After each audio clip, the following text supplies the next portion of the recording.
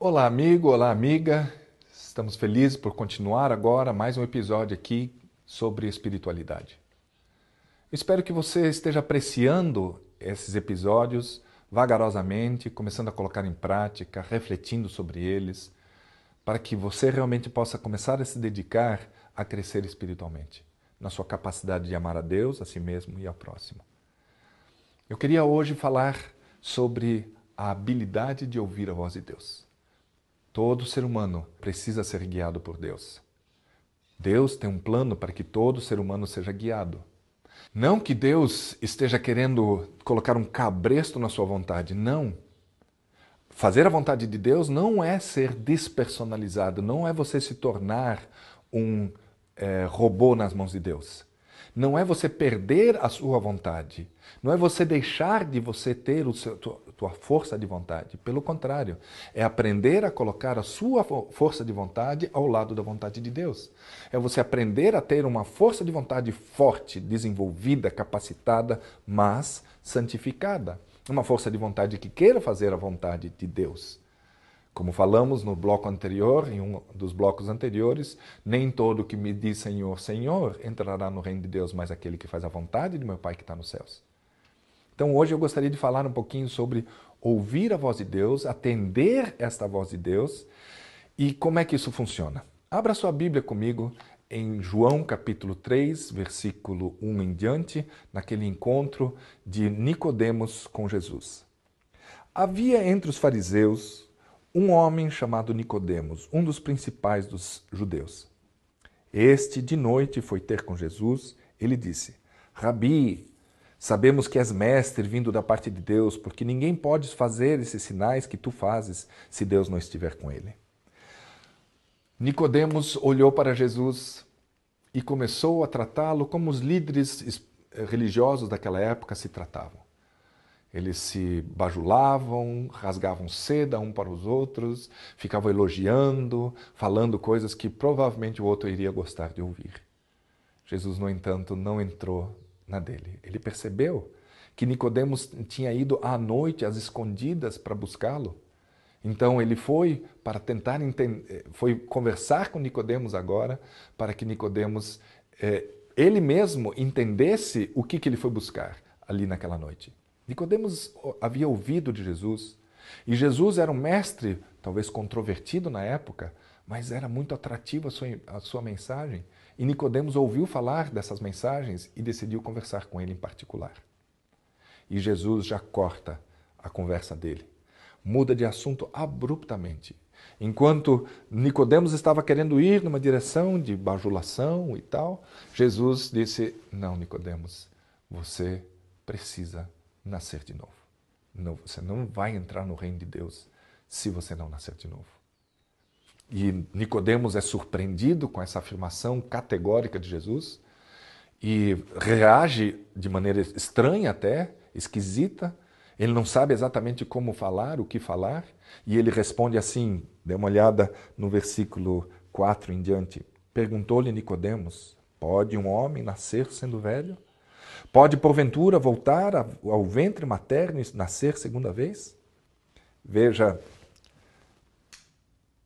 como Nicodemos está desviando do assunto intencionalmente, ou foi pego tão de surpresa que falou uma besteira dessas? É claro que ninguém pode voltar para o ventre materno e nascer uma segunda vez. É claro que não.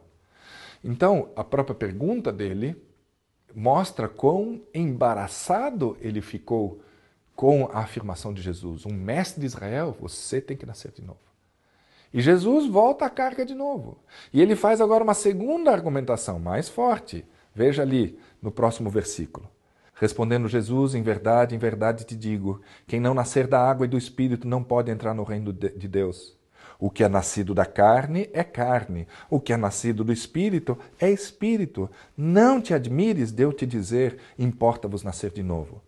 Então Nicodemos foi agora confrontado mais uma vez e foi aprofundado. E na verdade Jesus estava fazendo uma sequência de argumentos cada vez mais fortes. Ele primeiro diz que é necessário nascer de novo. Daqui a pouco ele diz que se você não nascer de novo, você não vai entrar no reino de Deus. Ele explica o que é nascido da carne é carne, o que é nascido do espírito é espírito. E aquilo que Jesus estava falando que era necessário ele nascer. E agora, no versículo 7, ele prepara Nicodemos dizendo, não te admires. Porque agora Jesus vai utilizar o argumento-chave para explicar o que é esse negócio de nascer de novo. Como é que é isso, nascer de novo? E ali, então, ele chega agora no argumento máximo e fala o seguinte no versículo 8.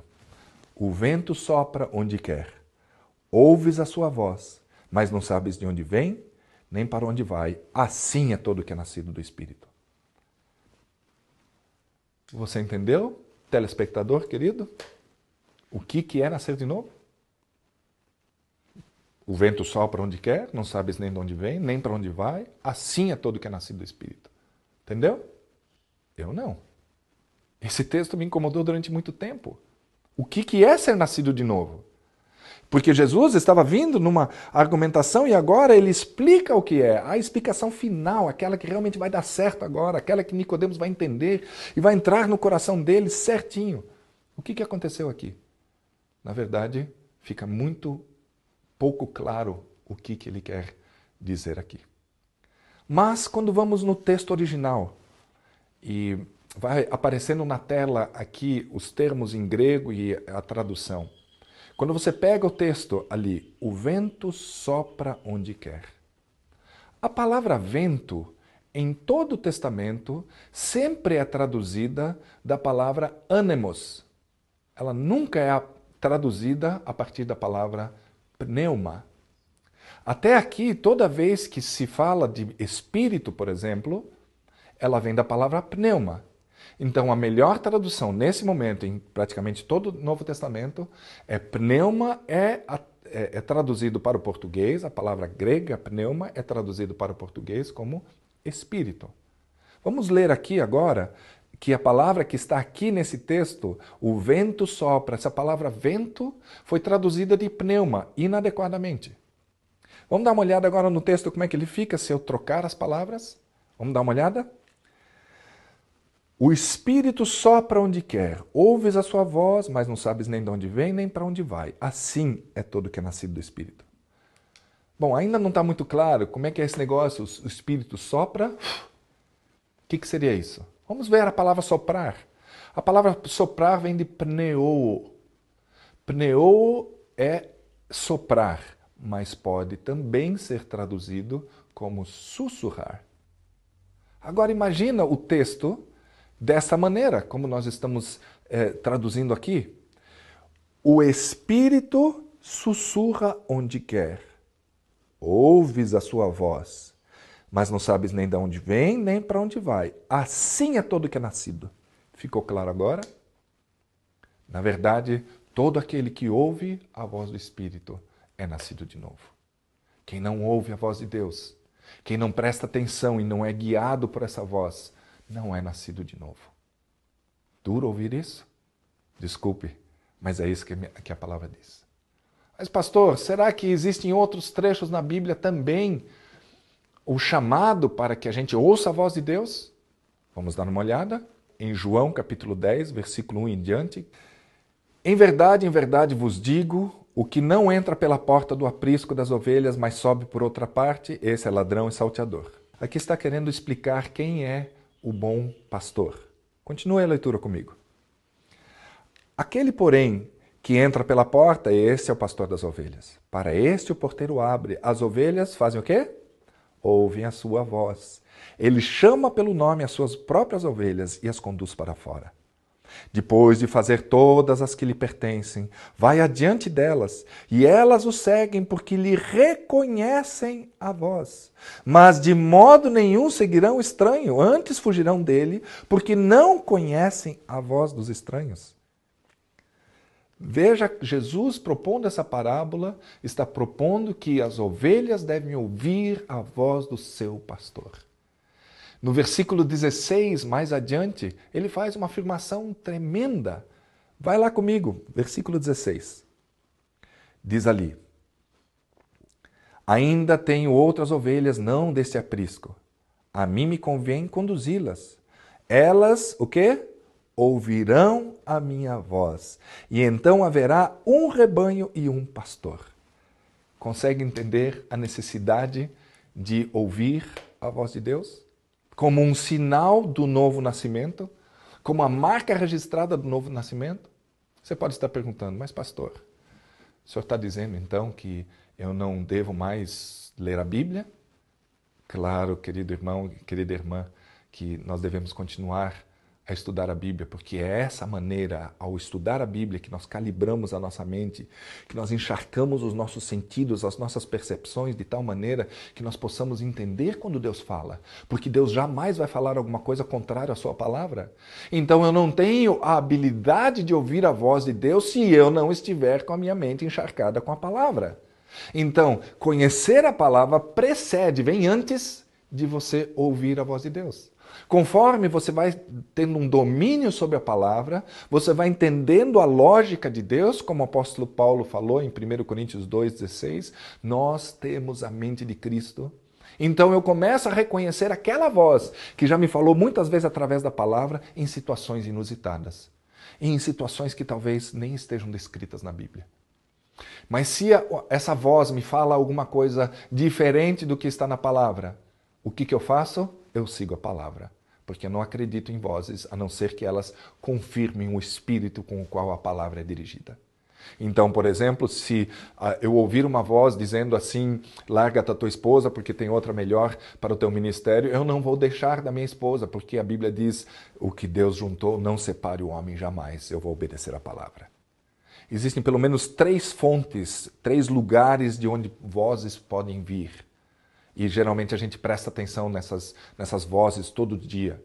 E eu tenho certeza, meu querido amigo e amiga, que você já ouviu a voz de Deus. Mas pode ser que você não soube distingui-la das outras vozes. Existe a voz de Deus, que fala ao nosso coração constantemente. Precisamos estar sensíveis espiritualmente para estarmos atentos e disponíveis para ela. Tem a voz do diabo, que quer nos seduzir, quer nos enganar, engenhosamente armar estratagemas para nos tirar de perto de Deus. E tem a nossa própria voz, a voz da própria cobiça dentro de nós, aquilo que nós desejamos. E talvez essa seja a maior de todas as vozes. Muitas vezes nós dizemos que vem do diabo uma coisa que às vezes é de nós mesmo. E eu gostaria de desafiar você a você distinguir essas vozes. Não é construir uma arca ouvindo a voz de Deus. Abraão saiu da sua terra e da sua parentela porque ouviu uma voz dizendo, vai para a terra que eu vou te mostrar. E ele saiu. Elias ouviu a voz de Deus dizendo para desafiar os profetas de Balaão e foi a grande vitória aquele dia quando ele venceu aqueles profetas todos diante do povo. Quantos homens e mulheres não ouviram a voz de Deus? Paulo estava indo para Listra e Deus disse, não quero que você vá para Listra, vá para Icônio. Ele mudou o rumo da viagem porque ele não só ouviu, mas foi obediente à voz de Deus. O desafio, querido irmão, é você aquietar aqui dentro. Aquietar sua mente e aquietar seu coração. Evitar as coisas que te agitam demais. Filmes fortes, jogos excitantes, coisas que agitam você interiormente, você precisa evitar para que aquela pequena vozinha seja ouvida.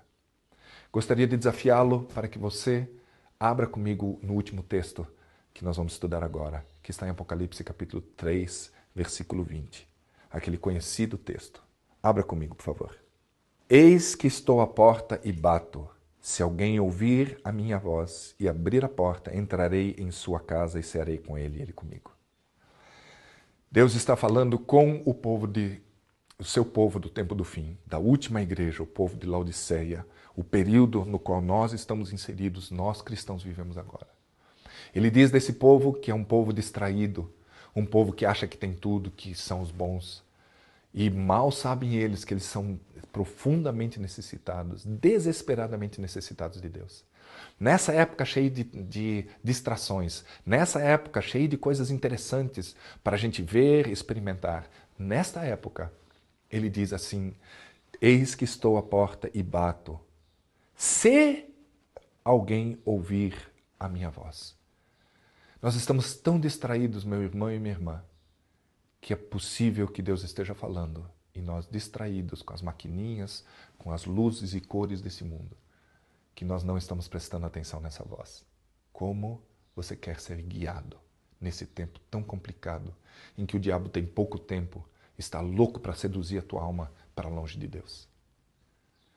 Não é importante que talvez eu comece práticas espirituais de me aproximar de Deus de tal maneira que as minhas percepções espirituais sejam sensibilizadas para que Deus, quando falar, Ele possa ser ouvido por mim? Eu desafio a você, meu querido irmão, minha irmã, para que você experimente. E Deus vai te guiar. E Deus vai te ajudar. Encharque a tua cabeça com a palavra. Disponibilize a tua vida através da oração, meditação e contemplação. Jejue se necessário, mas coloque a tua vida de tal maneira que Deus possa falar contigo. Deus abençoe nessa experiência.